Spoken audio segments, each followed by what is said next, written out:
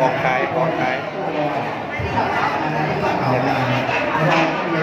แกนจ่ายกันครับสินค้าเดี๋ยวละค่ะแม่ขายแบบว่าไม่บอกเขาขายไปแกนเขาบอกเขา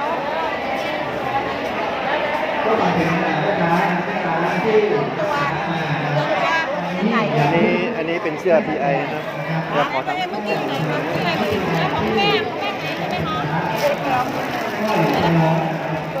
เราจะจ่ายเองหรือเรา